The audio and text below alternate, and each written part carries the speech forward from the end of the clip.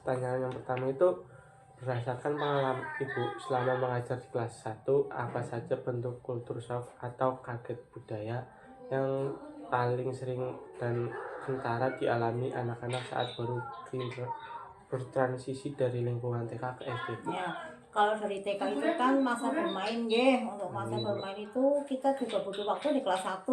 Nah, kegiatan MPLS ini besok selama 5 hari itu bertujuan untuk mengenalkan budaya sekolah yang lingkungan baru. Kan berarti lingkungannya baru nggih.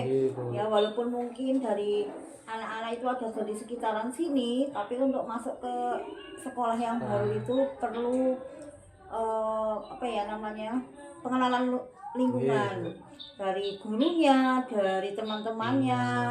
Kebetulan ada yang tidak berasal dari satu TK gitu. Jadi beda-beda ya Bu? Beda-beda, ada yang dari tunas pelatih, ada yang dari TK pembina. Terus pertanyaan kedua, bagaimana Ibu mengamati kesiapan mental serta emosional anak-anak secara umum di awal semester terkait perubahan ekosistem belajar yang mendadak menjadi lebih formal dan terstruktur? Nah, dari MPLS itu selama 5 hari tuh Mas, itu nanti di hari kedua itu biasanya hari pertama nggih. Kalau hari pertama biasanya kan klasikal semua dari kelas 1 sampai kelas 6, tempatnya di aula itu nanti semua bareng. Nah, nanti kali hari kedua itu saya secara perorangan nggih, satu-satu itu mereka perkenalan. Nah, terus nanti saya kasih apa ya, seperti gambar itu dia mewarnai. Kalau untuk menulis kan belum boleh nggih. Itu mewarnai, sesudah mewarnai terus biasanya saya tanya jawab. Tanya jawab nih Bu? Ya, tanya jawab tentang kebiasaan dia. Kebiasaan dia dulu, hobinya apa, seperti itu. Lalu pertanyaan ketiga, di tingkat TK kemandirian anak umumnya masih terbatas nih Bu, pada aspek fisik dasar seperti memakai sepatu sendiri, merapihkan mainan atau ke toilet ya Bu. Menurut Ibu, bagaimana tuntutan serta definisi kemandirian itu bergeser ketika mereka menginjak kelas 1 SD? Nah, itu di MPLS juga itu hubungannya dengan MPLS Mas. Nanti kalau mereka lagi pelajaran klasikal seperti di sini, nah itu kan dia dicopot ya sepatunya, terus saya amati dia sudah bisa pakai sendiri apa belum. Berarti kalau belum, berarti masih butuh bantuan. Nanti selama 5 hari itu saya mau mengevaluasi, baik nanti di kelas kalau dia merapikan pensil warna atau merapikan pensilnya sendiri, kan di kelas juga menyediakan ada pensil warna dan mainan. Nah, itu nanti kita mengamati dulu. Jadi kalau sudah MPLS selesai, saya evaluasi. Misalnya anak A butuh perhatian yang misalnya belum bisa merapikan mainan, berarti kan perlu bimbingan lagi gitu. Terus selanjutnya, apa saja bentuk perilaku konkret di dalam kelas yang menunjukkan bahwa seorang peserta didik sudah mulai memiliki kemandirian dan meregulasi dirinya sendiri Bu? Nah, biasanya kalau sudah dalam 2 minggu pertama, mereka itu sudah bisa apa ya, ini misalnya dia sudah bisa Bu, saya sudah bisa nulis. Biasanya ada yang seperti itu. Kalau di TK dan di rumah mungkin itu diberi pembelajaran seperti itu ya. Terus di sini saya menanamkan kalau sudah 1 bulan itu menyapu bangkunya sendiri. Seperti itu bentuk kemandiriannya. Dia bisa menyelesaikan pekerjaan untuk bersih-bersih apa tidak. Selanjutnya, apa kendala psikologis atau bentuk ketergantungan yang paling sering muncul Bu pada anak yang regulasi diri atau kemandiriannya belum matang saat transisi ini? Biasanya anak itu masih tidak mau ditinggal. Ya kan kalau kelas 1 itu memang masih butuh apa ya, bimbingannya lebih banyak lagi nggih. Kalau masih tergantung sama ibu dan mungkin di kelas itu selama MPLS itu mungkin ada merasa dia tidak tenang, dia pasti akan nangis kan. Ya.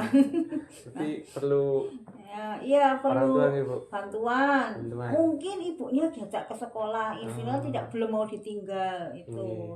Pernah ada yang seperti itu, 1 semester ditunggu. 1 semester Bu? Iya. Terus anak usia TK biasanya mematuhi aturan karena dorongan eksternal, Ibu.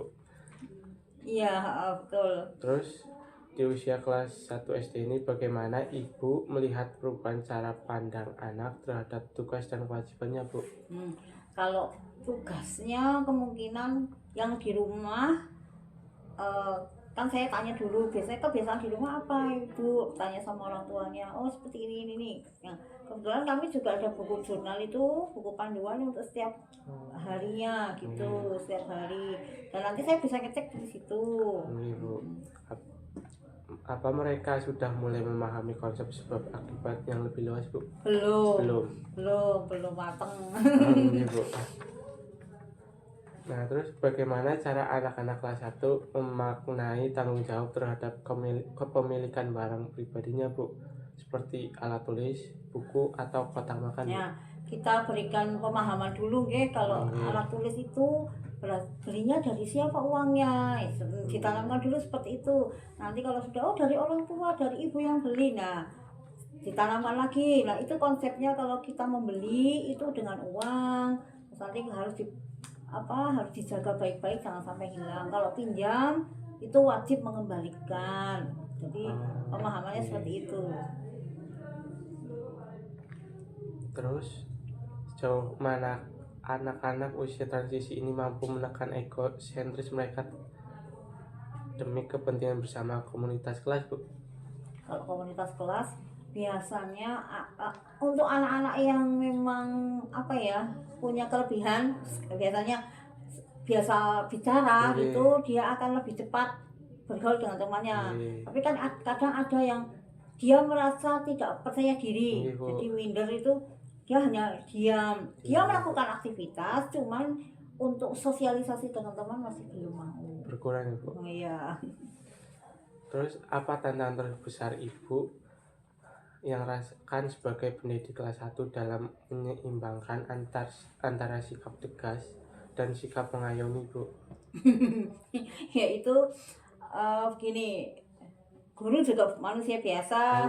Ya itu kadang ada rasa emosi tapi untuk di kelas 1 itu harus bisa ditekan seminimal mungkin untuk tidak emosi. Jadi kalau ada anak yang luar biasa, ya kita rangkul dulu. Kenapa kok kamu seperti itu? Misalnya nakali temennya. Itu kita tampung ngecek aspirasinya, dia mau bicara apa. Yang penting kita tidak main tangan. Terus bicara juga kita harus hati-hati juga. Bu. Pokoknya dengan hati. Kelas 1. Pakai hati nih, Bu. Terus terakhir, strategi pendekatan atau metode konkret seperti apa yang biasanya Ibu terapkan di kelas untuk menstimulasi rasa tanggung jawab dan kemandirian anak secara perlahan tanpa membuat mereka merasa tertekan atau cemas, Bu? Konkret contohnya kalau saya itu merapikan mainan, mainan.